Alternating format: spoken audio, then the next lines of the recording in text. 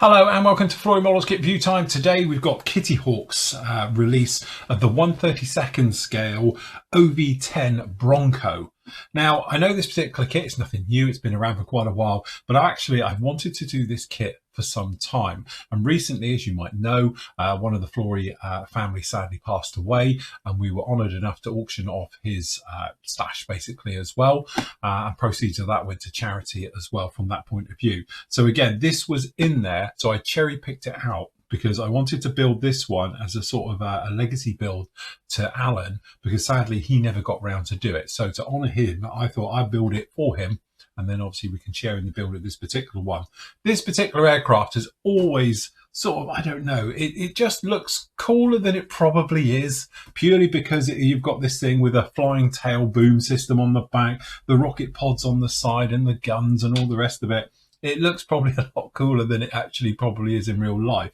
But again, it's got so many fascinating details with this one, so many different versions of this one that's out there as well. So being a sort of FAC aircraft or forward air control aircraft, right the way through, it can be used for carrying out stretchers and wounded, through to parachuting in, you know, covert troops and things like that from the back as well. So again, it's just one of those ones. And this particular kit's got some very, very cool options. So I thought we'd have a look at it, and then in the near future, I'm going to be building this kit as well. So as we can see, lovely bit of box art. So this is the D version. They did do a few different versions of this little particular kit over the sort of years that they're available. But what struck me was the marking options for this one. So we've got that sort of traditional with the grey and black and the green. All right, just up in here, which obviously being the Marines one. All right, we've got a US Navy one in sort of with the green over that one. Then we've got the US Marine ones in the desert colors, which I think looks really cool. But actually, I think this one looks even cooler with the Marine one in the two-tone grey. So again, I'm going to be building this one because I think it looks absolutely fantastic in those markings. All right, so on here, your kit number for this one is KH32003. And we've got that beautiful one in those markings down here at the back, and as I said, you can have it with the nose open or closed on this, and a myriad of other options with it as well. So in the box, which is an absolute stuffed full box, we have, falling over, just do that, there we go. So we have, and again, hopefully it's all here, it's another reason for check. We've got the clear parts in a nice box as well, so nothing can get smashed those and take care of those. We've got the instructions, which we'll look at in a moment, and we've got multiple sprues down in here, big sprues. This is 32nd scale, so as you can see, some big old bits down in here, lots of stuff. So we've got the wings, we've got the tail booms, and we've got the other half of the tail booms. We've actually got some photo etch down in there, the all-important markings, and also, quite importantly, we've actually got a nose weight down in here as well. All right, so we'll have a look at those in a moment. For the moment, though, we'll have a start off in the instructions. So we've got this thing with the pull-out section for the markings. To say, very cool. It's a cool-looking aircraft at the end of the day. All right, so again, we've got obviously your parts, and then straight into it down in here. So usual thing with this particular kit, as with so many aircraft, we're straight into the cockpit detailing these up. Again, Alan, with his forethought of building this one, has got the aftermarket set for this one. So for this is Edard's kit number 33146. And then in here, because he had it already opened, I'll get it out, we have a colour photo etch set for this particular one. So again, probably just about what we need. Again, I know some people prefer the sort of Quinta look, 3D printed stuff, but I think these are equally just as nice. All right, so again, just a little bit, enough to liven it up down in there at our cockpit. And if you like me, and a bit sort of, you know, heavy handed with your hand painting. All right, so that will take care of that down into here. So obviously you're going to be looking at those areas to change those out, but very nice. So forward and rear cockpit sections together, then working into the nose wheel. It has got a weight on wheels for the nose wheel as well. And looking at it, I'm just seeing how it goes. I think there's no reason you wouldn't put that nose wheel in afterwards. All right, because I actually think it's just a slot fit just down in there. All right, then obviously we've got the actual top turret on there being fitted down into there. I think that is, unless that's somewhere else. I'm not too sure on that. Yes, it is. It's the nose turret bit on there as well, so that one fits on down in there. Then obviously you've got the side pods going in, and then obviously the walls and the various things fitted down onto here as well, fitting off your actual cockpit area just like that. Top of the wing section, because obviously it's modular in its design, so you've got your flaps being fitted down on there. You've got the old-fashioned disco ball down on there as well for an IR suppressor, and then obviously the various parts being fitted down into this one for the front end of the cockpit. This is what gets cool about this. This thing's got gun pods on the side, so it's like Airwolf plain version. So you've got actually gun pods fitted onto the side to these ones with the actual guns exposed, and then obviously we've got the mounts with the sway braces with those being fitted onto the side, so you can fit those onto the side.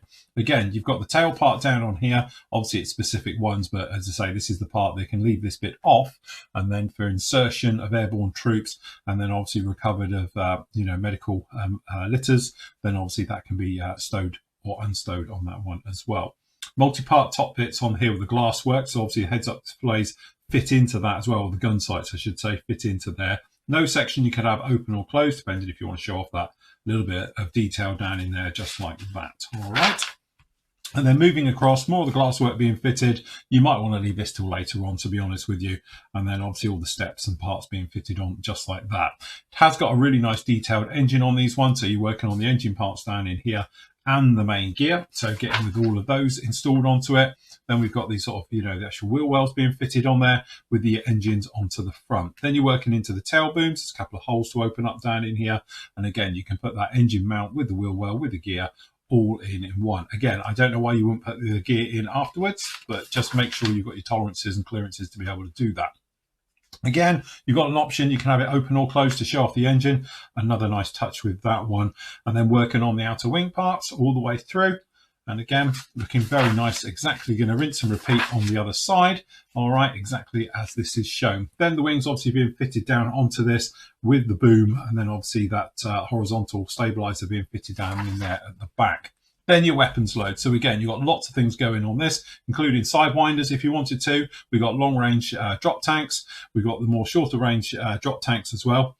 And then obviously we've got rocket pods and we've got bombs. And then obviously say you've got slicks all retarded down in here. And again, if you wanted to, it's got a loadout down in here depicting how you can go about doing it. So you can either have the 2.75 inch rocket pods, or you've got the bigger 5-inch Zunis on there as well. And again, the different fuel tanks. And just like that, and that finishes off your areas just like that. And we've got these two on here, and the one we'll be doing is this one down in here. Just think it looks ultra cool. All right, so there we have it. Okay, so decals themselves. So we've actually got decal sheet. Doesn't look too bad. So you've got the blade tips. Never a fan of these ones. Tend to paint them on myself. But you've got all the other parts down in here. To be honest, they all look nice. And again, I never really had any problems with Kitty Hawk decals. They always worked very well for me. All right, with those. We have got then, obviously, for the instrument panel, and we've got the banding for the missiles down in here as well. But obviously, we've got a colour photo etch set for it. We've got some harnesses in photo etch and some of the metal grills and various bits and pieces, as you might imagine, just down in there with that one as well. So again, some nice details and options down with all of those.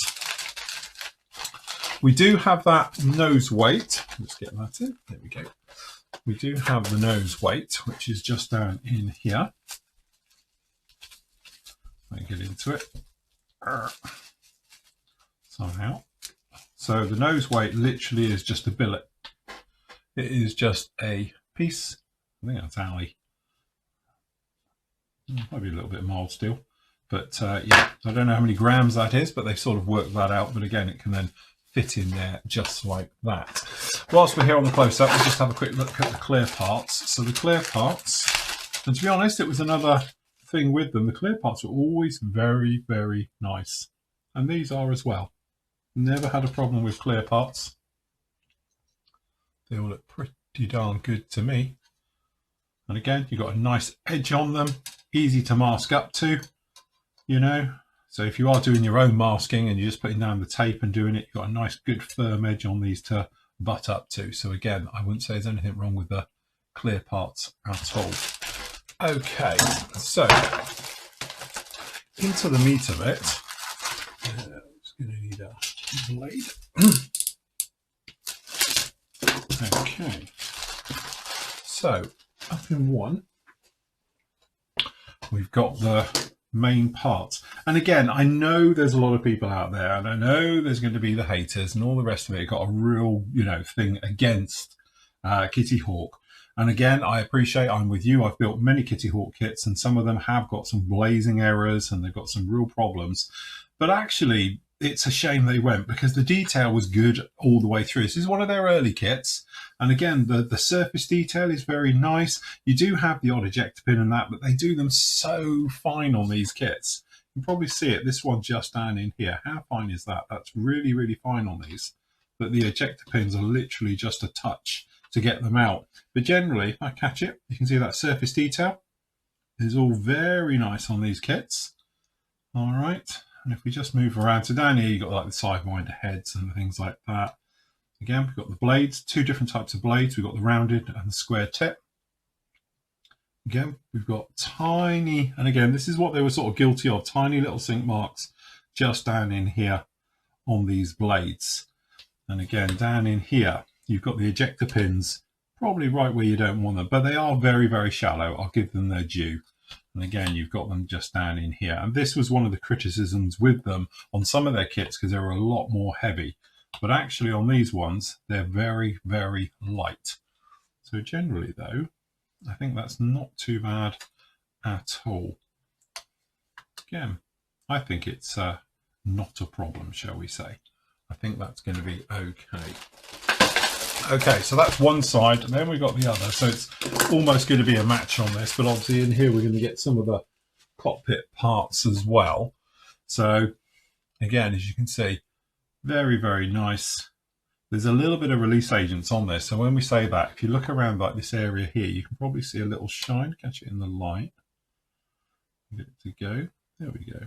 You see it just on this edge. There's a little bit of release film all over this. So it's one of those times I often say, oh yeah, you don't need to wash your parts. Probably a good idea on this one. But again, looking round.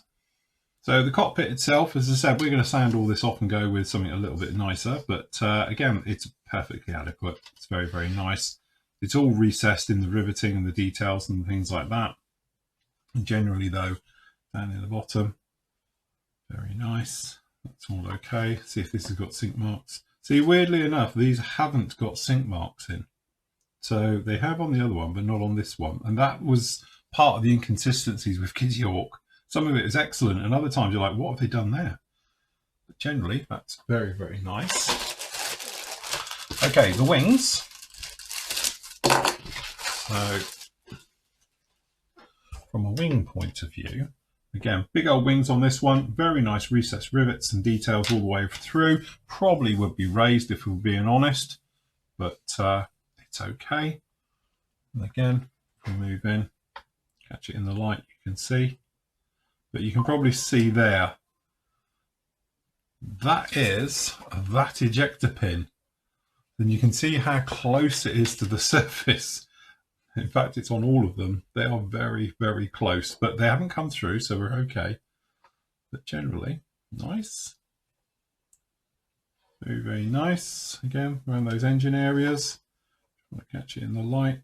It's a very matte sort of finish to all of these ones. But it does have some nice bits down here. So you've got vortex generators down in here on the control surfaces.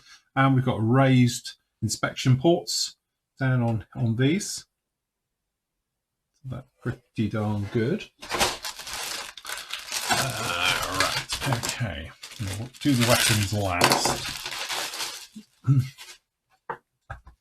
So again, this is where, you sort of look at it and think, actually, it's got some really nice details on this kit.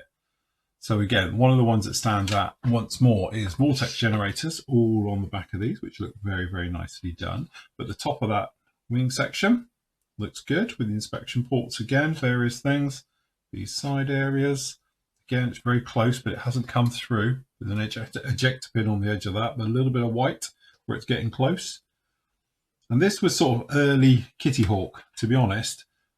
And they got better and better as time went. And with every review I used to do, I used to literally say that, oh, this is getting better. I can't wait to be around. And sadly, they've gone. So it's like, just as they were sort of getting there, it fell apart. But lovely recessed details down in here.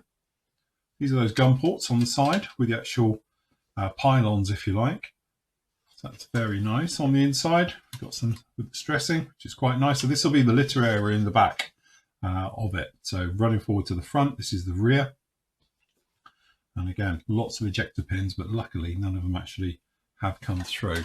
And over on here, you can see we've got the side wall details for the sides of the cockpit as well.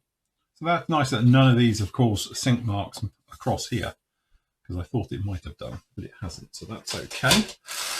Okay, we've then got, I think these are actually a match pair for the, yeah, they are. So we've actually got two of these. So, or four, whichever way you're looking at it.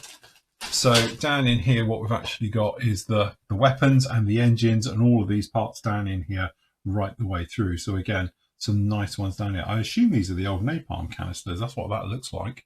That they've been converted in, took the fins off and converted them into travel pods back in the day. But again, you know, the parts a little bit clunky. And obviously the sprue attachment points are a little bit clunky. And they have a habit of being right where you don't want them. So, but generally, doesn't look too bad. I think it's all workable. We could work with all of this. I think we'll be really fine with it. So again, looks very, very good indeed. Very nice. Again, it's just things like this. It's got tiny little ejector pins just down in these. And you're like, it's really annoying because they're a right pain to get into in those. But there we go. Okay, last bit up. So obviously you get specific versions of this one. There was a couple of versions around of this, I think. And then what we have down in here is some more for the cockpit. Again, these are really nice details. Got some raised plating in here. Look very nice. All the way through. So yeah, I have to say, you know, it was one of those things. I had a complete love-hate relationship with Kitty Hawk. I love the subjects they were bringing out. It's just that the execution and the over-complex and some of the moulding issues we have with their kits as well just used to really grate me, because I used to get the kits and go, oh, this is great. We've got whatever we wanted. Love it. Absolutely. And then you're like, oh. Again, this is one of those kits where I will forgive it all of that now, because they are no more. And if you do want one of these, this is the only one in town. One at 48 scale, ICM have done a fantastic range in 48 scale. They've done them all as well. But in 32nd scale, this is clear, you know, a winner. And I think it's going to be around for some time. Now, lots of people have been asking about Kitty Hawk. There is a little bit of a rebounding exercise going on at the moment, and I'm acutely aware that there's another company that comes out. I'm not going to say what it is because it seems to change weekly, but it is now releasing their kit under the Kitty Hawk name with a sticker over the boxes and things like that. Again, if you look on certain grocery stores in China and Temu and those things, you can find these kits quite readily now. They are sort of coming through again. I don't know if it's old stock or if they are actually manufacturing them again and just sticking some labels over the top of Kitty Hawk and stuff. I honestly don't know, but it would be nice to see these kits back mainstream, because although they do have some fit issues, and yes, the instructions sometimes have the wrong numbers and they're wrong totally, and you might get the odd short shot, sink mark, things like that, they are still fantastic kits of legendary, you know, subjects like this that you don't find anywhere else. So from that, you have to forgive it, bite the bullet, and just get on and make a fantastic model from it. Anyway, there we go. That is the review for the lovely Kitty Hawk 1/32 scale Bronco.